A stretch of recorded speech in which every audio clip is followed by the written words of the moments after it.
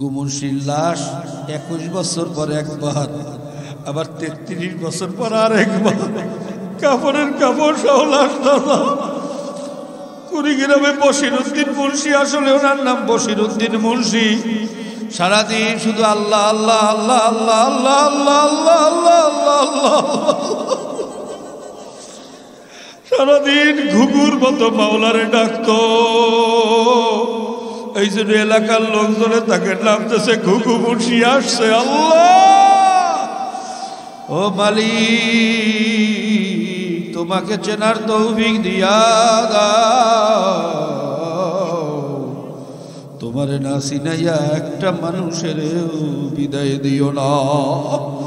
কাজী বাবা পায়ে হাত দিয়েও বলিয়া গেলাম, একটু গবেষণা কর, একটু চিন্তা কর, তোরে কে বানাইছে, কেমনে বানাইছে।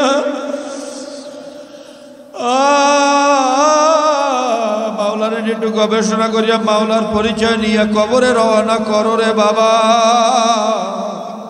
চালাকি বুদ্ধিমানি ছাড়ো।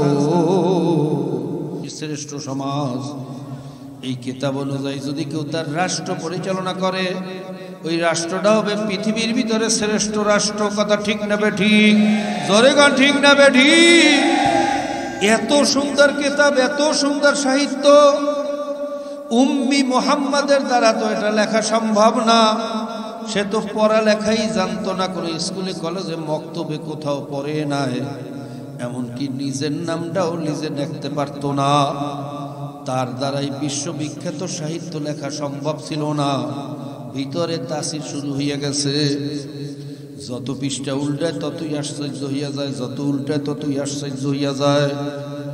পৃষ্ঠা উল্টাইতে উল্টাইতে যখন এই আয়াত পর্যন্ত পৌঁছল, মারাজাল বাহরাইনি ইয়ালতাকিয়ান বাইনাহুমা বারযাখুল লা ইয়াবগিয়ান, মরিস বুখাইলি চূড়ান্তভাবে আশ্চর্য হইয়া গেল। ঘটনা কি? এই মরুভূমির দেশে বসে এত নিখুঁত থিওরি, মহাসাগর সম্পর্কে এত নির্ভুল নিখুঁত থিওরি কোরআন কিভাবে দিল? বৈজ্ঞানিকরা 100 বছর আগেও জানতো না যে সাগরের এক সাগরের পানি আর এক সাগরের সাথে মেলে না, মাঝখানে আছে একটা পর্দা। জোরে কোন সুবহানাল্লাহ। ভাইরা, যারা পানি সম্পর্কে জানেন, আটলান্টিক মহাসাগরের পানি আমেরিকান ওশানের সাথে মেলে না, আমেরিকান ওশানের পানি আরব মহাসাগরের সাথে মেলে না, আরব মহাসাগরের পানি বঙ্গোপসাগরের সাথে মেলে না, বঙ্গোপসাগরের পানি ভারত মহাসাগরের সাথে মেলে না। প্রত্যেকটার গুণগত মান আলাদা, তার সেডিমেন্ট আলাদা, তার পিভিটি আলাদা, তার পিএস আলাদা। এমনকি পদ্মার পানি মেঘনার সাথে মেলে না, মেঘনার পানি পদ্মার সাথে মেলে না। এই জন্য পদ্মার ইলিশের মাছের স্বাদও আলাদা, মেঘনার ইলিশ মাছের স্বাদ আলাদা। আবার বরিশাল কীর্তনখোলা নদীর মাছের স্বাদ আলাদা, তার গুণগত মানও আলাদা, তার মজাও আলাদা। কথা ঠিক না বেঠিক? এই পিএস মাপার মেশিন, পিভিটি মাপার মেশিন, সেডিমেন্ট মাপার মেশিন 1450 বছর আগে ছিল না। তাহলে মুহাম্মদ কিভাবে জানলো এক সাগরের পানি আরেক সাগরের সাথে মেলে না? মাঝখানে আছে একটা গাইবী পর্দা, গাইবী ফিল্টার। নিশ্চয়ই এই কালাম কোন মুহাম্মদের কালাম না, এই কালাম কোন মানুষের কালাম না, এই কালাম হইল আমার মাওলা আল্লাহ।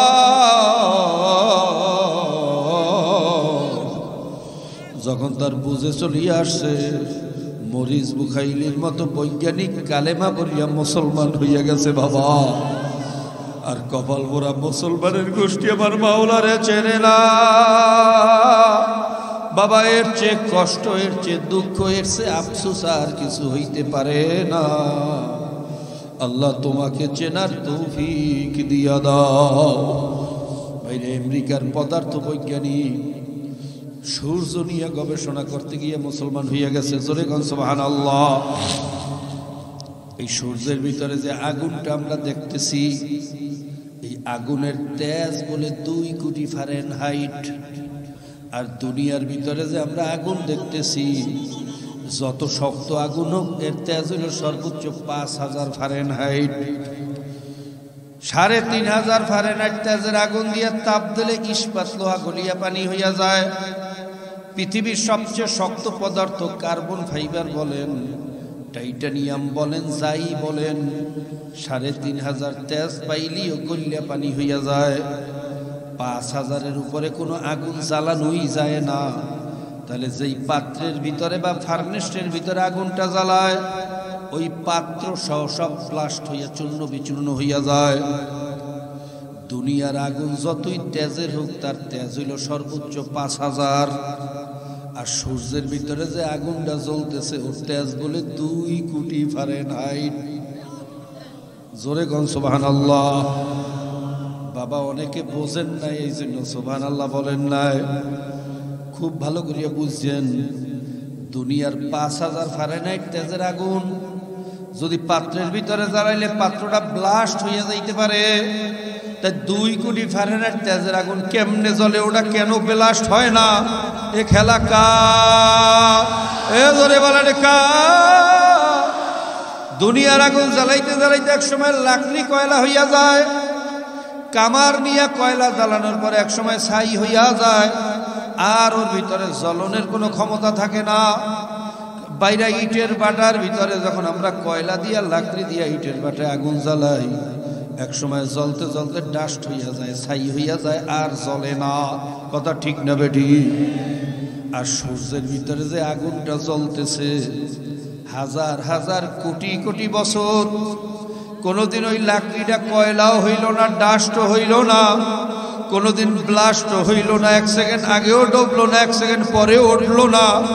নিশ্চয়ই আর পিছনে একটা শক্তি আছে, সে কে? আরো ধরে বলেন কে? পদার্থ বৈজ্ঞানিক সূর্য নিয়ে গবেষণা করতে গিয়ে মুসলমান হইয়া যায়, আর কপাল পরা মুসলমানের গোষ্ঠী মুসলমানের ঘরে জন্ম হইয়া আমার মাওলারে চিনতে পারে না। আল্লাহ তোমাকে চেনার তৌফিক দিয়া দাও। তোমারে না চিনাই একটা মানুষেরও বিদায় দিও না। ভাইরা, এ তো গেল থিওরির কথা, বাস্তবে একটা ঘটনা শোনেন। সিডরের পরে গেছিলাম পাথর গাড়াতে রান দেওয়ার জন্য। ভাইরা, আমরা 150 কর্মী প্রায় 1 মাস মানুষের খেদমতে নিয়োজিত ছিলাম। নিদ্রা সকিনা পদ্মা সুলিস্তেরান দিয়া কাকসিরা বাজারে যখন গেলাম, খুব ভালো করিয়া বোঝার চেষ্টা করিয়েন। তোয়াল্লার ভিতরে পেঁচাই একটা ছোট্ট বাচ্চা নিয়ে আসছে, বলে হুজুর এই বাচ্চাটা বড় কুদরতি বাচ্চা, ওর একটু দোয়া করিয়া দেন। বললাম ঘটনা কি?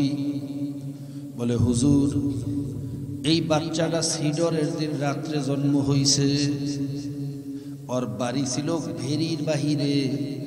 আপনি তো নিজের চোখে দেখছেন ভেরির বাহিরে কোনো বাড়ি ঘরের অস্তিত্ব নাই। এমনকি তাল গাছ সুপারি গাছ পর্যন্ত পানির তুফানে ভাসাইয়া কোথায় লইয়া গেছে খবর নাই। ভাইরা যারা গেছেন তারা দেখছেন, না গেলে না দেখলে বুঝানো সম্ভব না। সিডরে যে কি মহাপ্রলয়ঙ্করী তাণ্ডব ওখানে চলছে। ভাইরা, ব্রিজ ভাসাইয়া লইয়া গেছে কয়েক মাইল দূরে, আস্তা ঘর উস্কাইয়া নিয়ে আরেক জায়গায় রেখে দিয়েছে। মনে হয় যেন আসমান থেকে ফেরেশতারা কেরেন লাগাইয়া উস্কাইয়া থুইয়া দিয়েছে। কি দৃশ্য আর কি খেলা, এ বুঝানো সম্ভব না। লোকেরা বলে হুজুর এই বাচ্চাটা সিডরের রাত্রে জন্ম হইছে, ওদের বাড়িঘর তো আগেই তুফানে ভাসাইয়া লইয়া গেছে। জন্ম হওয়ার পরে ওর মা কোথায় বাবা কোথায় এখনো লাশও পাই নাই। কিন্তু এই নবজাতক বাচ্চাটারে এত পানিতে চুবাইয়া, এত তুফানে পিড়াইয়া, এত ঘুরাইয়া ফিরাইয়া ওই গাছের সাথে বাজাইয়া, গাছের কেসকির মধ্যে বাজাইয়া এই জীবিত নবজাতক বাচ্চাটারে বাঁচাইয়া রাখছে কে? আরো ধরে বলেন কে? কে কে? এটা নিজের চোখে দেখে আসছি, খোদার কসম গাইয়া বলতেছি। পত্রিকার ভিতরে দেখছেন ঢাকা মেডিকেল কলেজ হাসপাতালে একটা বাচ্চা জন্ম হওয়ার পরে ভাইরা সাথে সাথে মারা গেছে। আল্লাহ, অভিভাবকরা বলতেছে ডাক্তার সাহেব বাচ্চাটা নিয়ে আমরা কখন কোথায় যাব? ওর মা হসপিটালে শুইয়া রইছে, আর আমরা বাচ্চাটারে নিয়ে কবরের ভিতরে কেমনে রাখবো? ওর মা যদি কোনোভাবে শোনে সহ্য করতে পারবে। ডাক্তার সাহেব বাচ্চাটারে ফ্রিজের ভিতরে ঢুকাইয়া রাখে। অভিভাবকদের অনুরোধে ভাইরা এয়ারটাইট প্যাকেট করিয়া মরগের ফ্রিজের ভিতরে ঢুকাইছে। আপনারা জানেন ওই মরগের ফ্রিজে প্রায় -70°C তাপমাত্রা। ওখানে যদি একটা সুস্থ জীবিত যত বাইরা শক্তিশালী মানুষও ঢুকায় 10-15 মিনিট পরে আর তাকে তালাশ করিয়া পাওয়া যাবে না। 15 মিনিটের মধ্যে শক্ত হইয়া যাইবে, কথা ঠিক না বেঠিক? এরপরে আবার এয়ার টাইট প্যাকেট, ওর ভিতরে অক্সিজেন ঢোকার কোনো ব্যবস্থা নাই। এইভাবে 2-3 দিন মরগে থাকার পরে তার মা যখন একটু সুস্থ হয়েছে, ডাক্তাররা তাকে নাম কাটিয়া রিলিজ দিয়ে দিয়েছে। মায়ের সাথে বাচ্চাটারও প্যাকেট করিয়া বাড়িতে রওনা করছে। বাড়িতে যাইয়া বাচ্চাটারে বাইরে প্যাকেট কাটিয়া গোসল করাইয়া কাফনের কাফন পরাইয়া মায়ের কাছে নিয়ে গেছে। চিরজীবনের তরে 2 গেলে 2টা চুমা দিয়া বিদায় করিয়া দিচ্ছে। মা কাঁদতে বলা, জানি না মায়ের কান্নাই বুঝি মাওলায় সইতে পারে না। কার কান্না কখন মাওলার আরো সে পুষিয়া যায় বলা যায় না রে বাবা। বাচ্চাটারে যখন নিয়ে জানাজা পড়াইয়া ইমাম সাহেব বিদায় দিয়া দিছে, কান্দে করিয়া খাটে করিয়া বাইরে কবরের কাছে নিয়ে রাখছে। এখন কবরের ভিতরে ঢুকাইবে, ঠিক সেই মুহূর্তে শোনে কুন কুন কুন কুন করিয়া কান্নার আওয়াজ। ঘটনা কি বাচ্চাদের কান্নার আওয়াজ আসতেছে কোথার থেকে? চারিদিকে তাকাইয়া দেখে না কারো কোলে কোনো বাচ্চা নাই। একজনে গভীরভাবে কাপড়ের দিকে তাকাইয়া রইছে, দেখে কাপড়ের ভিতরে কি যেন আস্তে আস্তে লড়ে। তাড়াতাড়ি পুঠি খুলছে, খুলিয়া দেখে চক্ষু খুলিয়া গেছে, হাত চালু হয়ে গেছে। জোরে বলে সুবহানাল্লাহ। বাবা, আমার প্রশ্ন হইল মৃত্যু বাচ্চা 12 জন ডাক্তার যাকে ডেথ সার্টিফিকেট দিয়া সিগনেচার দিয়া মৃত্যু ঘোষণা দিয়া ছাড়িয়ে দিয়েছে। এরপরে আবার ফ্রিজের মরগের ভিতরে 3-4 দিন এই মৃত্যু বাচ্চাটারে চাক্ষুষ জীবিত বানাইয়া দেখাইতে পারে কে? জোরে বলেন কে কে কে?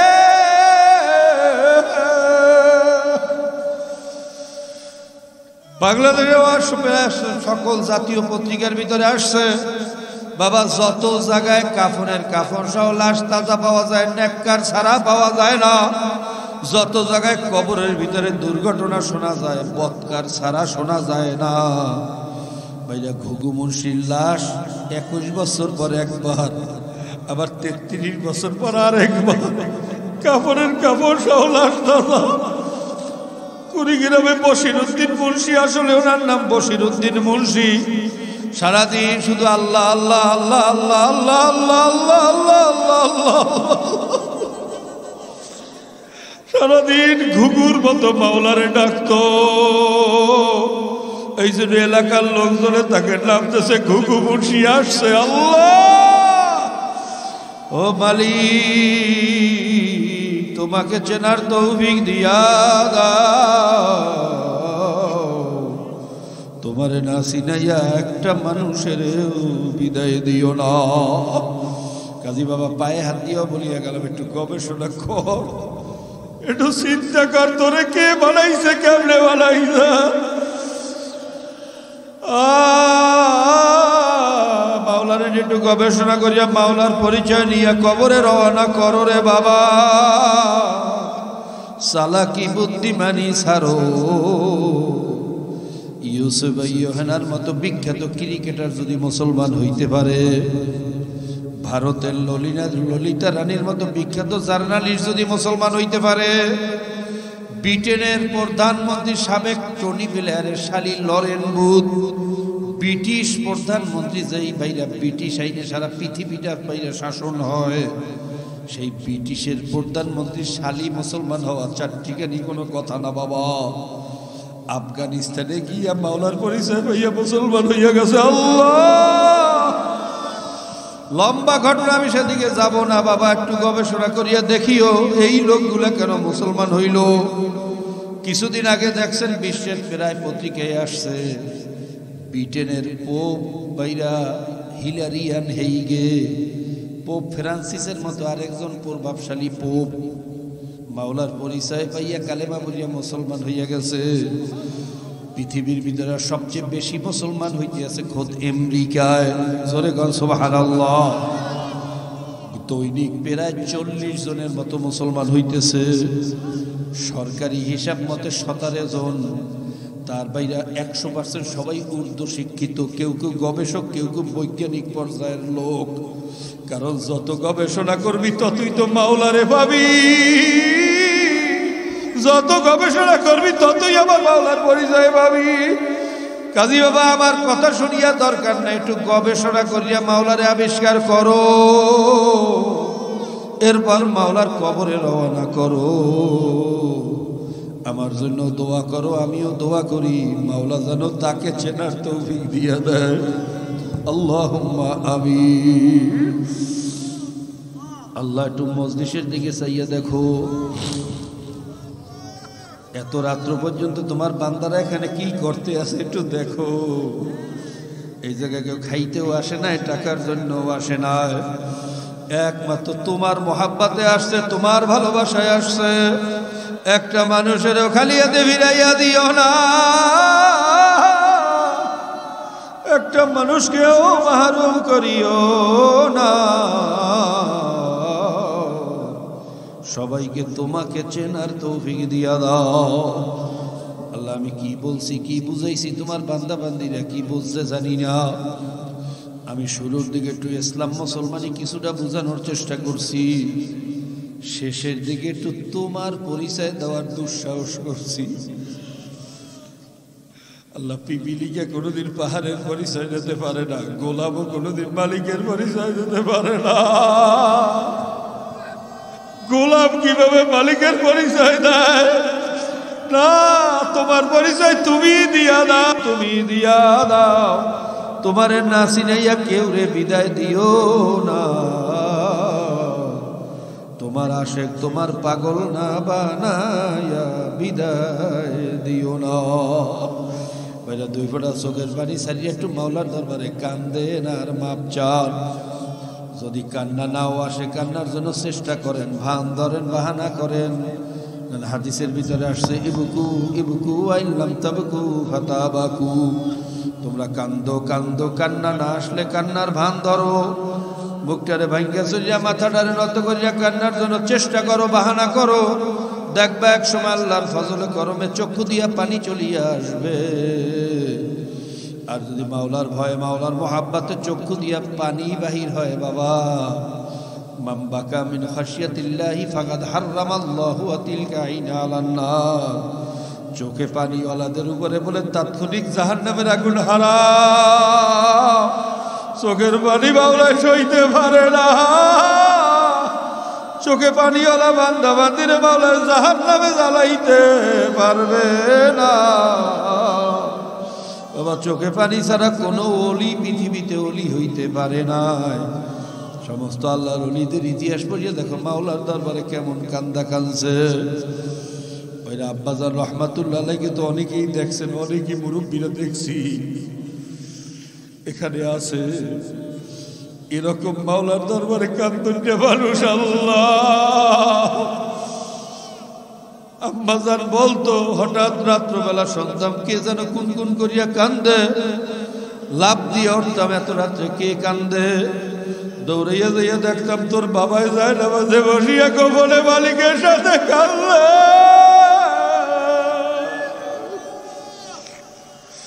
বাইরে চোখে পানি ছাড়া মালিকের সাথে সম্পর্ক হয় না, হয় না, হয় না। কিন্তু আমাদের কপাল পুড়িয়ে গেছে, চোখে পানি আসতে চায় না। দুনিয়ার মানুষের ভয়, নেতার ভয় যদি মানুষ কাঁদতে পারে বাবা, বাবা মার ভয় যদি সন্তান কাঁদতে পারে, পুলিশের ভয় যদি আসামি কাঁদতে পারে, টাকা পয়সার মোহাব্বতে যদি মানুষ কাঁদতে পারে, বাবা আমার মাওলা কি দুনিয়ার পুলিশের চেয়েও ছোট হইয়া গেল নাকি রে বাবা? আমার মাওলা কি, মাওলার মোহাব্বত কি টাকা পয়সার চেয়েও কমিয়া গেল? আমার মাওলার ভয়ে, মাওলার মোহাব্বতে কেন চোখে পানি আসে না? আমার মাওলার ভয় কেন কলিজার ভিতরে চলে না?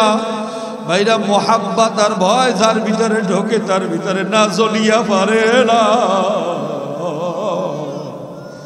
আসলে মাওলার ভয়ও নাই, মোহাব্বতও নাই, ভয়ও নাই, মোহাব্বতও নাই। কপাল পুড়িয়া গেছে, আর কিছু না, আর কিছু না, আর কিছু না। আল্লাহ তুমি আমাদেরকে মাফ করিয়া দাও, আমাদেরকে তুমি ক্ষমা করিয়া দাও। একটা মানুষকেও এখান থেকে খালি হাতে ফিরাইয়া দিও না আল্লাহ। যাদের উসিলায় মাহফিল হইল, যারা চেষ্টা করলো, খাটনি করলো, দূর দূরান্ত থেকে পর্দার আড়ালে আমার যত মা বোনরা আমাদের সাথে শরীক হইল, সকলের উপর তোমার খাস রহমত ঢালিয়া দাও মাওলা। আল্লাহ আল্লাহ, বিশেষ করে এই মজলিসে জানি না কার বাবাও নাই, মাও নাই। আমার মতো মাও কবরে, বাবাও কবরে। আর কোনোদিন বাবা বলিয়া ডাকবে না, বুকের সাথে চাপিয়া ধরবে না, কপালে চুমা দেবে না। আল্লাহ, আমরা দোয়া করলাম বাপ মা, দাদা দাদি, নানা নানি, ভাই বন্ধু, স্ত্রী পুত্র পরিজন, ওস্তাদ সাগরে, প্রিয়জন, আত্মীয় স্বজন, যার যত প্রিয়জনেরা কবরে আছে, সকলের কবরগুলা তুমি বেহেশতের বাগান বানাইয়া দাও। আলী শাইখান আলী মাশাইখান আলী উস্তাদিন আলী আহবাবিন আলী আল্লাহ আকুন আলাইনা আলী জামিল মুমিনিন ওয়াল মুমিনাত ওয়াল মুসলিমিন ওয়াল মুসলিমাত ওয়া সাল্লাল্লাহু তাআলা আলা খাইরি খালকিহি মুহাম্মাদিন ওয়া আলিহি ওয়া আসহাবিহি আজমাইন। সালামুন আলাল মুরসালিন, আলহামদুলিল্লাহি রাব্বিল আলামিন। সবাই বসেন, দোয়া বিসমিল্লাহ ভাবে ভালো দোয়া হবে। তার আগে আমরা প্রত্যেকের গায়ের সাথে গায়ে হাত লেগে খাস তওবা করি। তওবার মধ্যে নিয়াত করি, আল্লাহ পাক রব্বুল আলামিন এই মজলিসে যার তওবা পছন্দ করেন তার ছেলের জন্য সকলের তওবা কবুল করে নেন।